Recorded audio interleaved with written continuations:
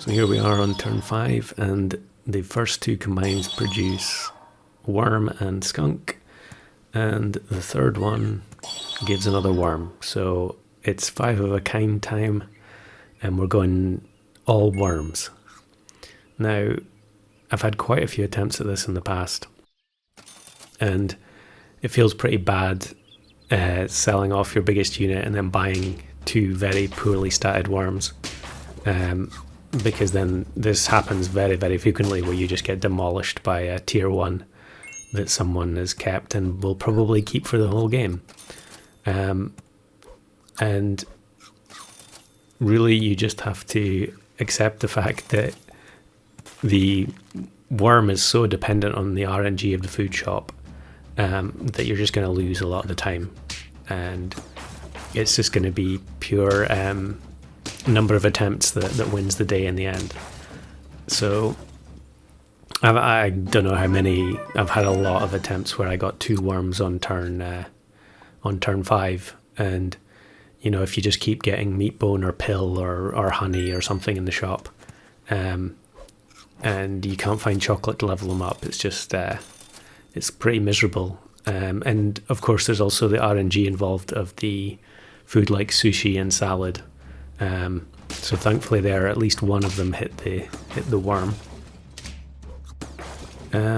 But the worm's ability is still pretty good. It's generally pretty good if you have 1 worm, and you're focusing on buffing it to as big as possible. But when you've got more than 1, and there's only so much food to go around, and here I optimistically buy the 3rd worm. I'm on lethal, of course, but at least the weak worm will attract the shots from snipers like crocodile and dolphin, so it's not completely useless. And it also increases the chances of the salad hitting a worm. So I sold the ant there just to make sure that I actually got at least 1 hit on a worm.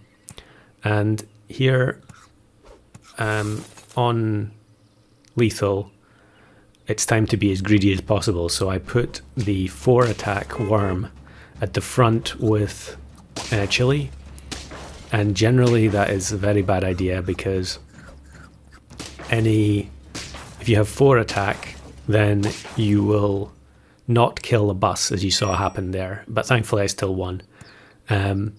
So that would mean that the bus gets double splash attack off. But here, I feel like I've got very little chance of winning. So the best thing to do is hope for the best case scenario. So the idea is put the weakest worm at the front and just try and break 2 melons and get lucky. And here it works out very nicely that the big worm kills their 2 large units, and then the rest clears up. And skunk is just super useful for trying to keep yourself alive in these types of runs. So in fact here I'm going to get rid of swan and replace the garlic on the big worm, and then buy sell cow and get another skunk in.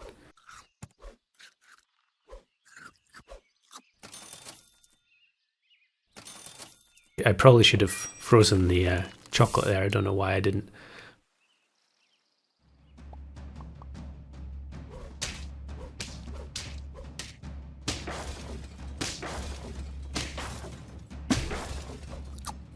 So thankfully there, the worm has just enough attack to kill the boar straight through the melon. And find another worm in the shop. There's still some distance to go, so I just combine them, and I wouldn't have had to do that if I'd saved the chocolate. But anyway, that sushi hit was delightful. So at least now the front worm doesn't have 4 attack. And this is a really funny team. But the double skunk absolutely wrecks them. And the win is by 1 HP. So that was, but I applaud that person for that comical looking team with the crab. You don't see much crab. I was trying to do one of the bounty.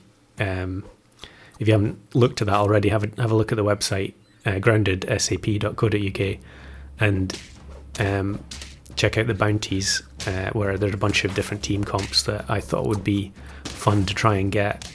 And I had a go at trying to do the bison plus 4 crabs, and well, I'll maybe post a video of that, but it's more difficult than it seems, I think. Anyway, back to this run.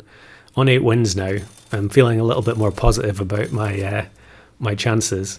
We get another melon onto the second largest worm, and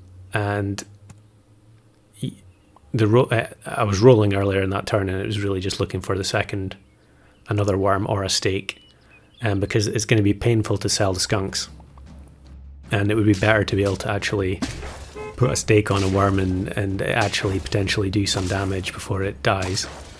So here, the large worm does incredible work, and excellent work from the chili worm there that actually kills the chick, which would otherwise have been a big problem. So on 9 wins now, the skunks have to go, which is painful, as I was saying. Buy the very weak worm, and luckily on the next roll we'll get another one. And instead of buying the pizza first, I buy the pizza first to reduce the chances of hitting one of the weak worms. I guess I must have bought a canned food if they're on 3, or maybe they start on 3 now, I can't remember. Anyway, we go against the level 2 skunk, and the snake kills the big worm. Actually, in the end, it doesn't matter, and we win with 5 worms, which, having been on lethal for so long, that was a kind of a surprise to me, especially given that that's one I've failed quite a few times. Now, here's some bonus footage where I got to 9 and I only had 2 worms, but they're both absolutely massive. And I was thinking about just going with the 2 of them, and then I got another worm on the next roll and a cow. So I'll give 1 milk, and I was about to use the other one, but since they're both on 50 HP, I decided to use it on the little one. And then we get a melon on the next roll, and I will give the melon to a 5 attack unit, 6 attack unit on turn 14. And we'll go into battle with 3 worms, all with melon. And we face this team, and anytime I see a horse this late, I've got some glimmer of hope that I'm going to win. And thankfully the spider spits out a snail this time instead of a sheep like it normally does. And would you believe it, the milk and the melon result in a 1 HP win for the tiny worm.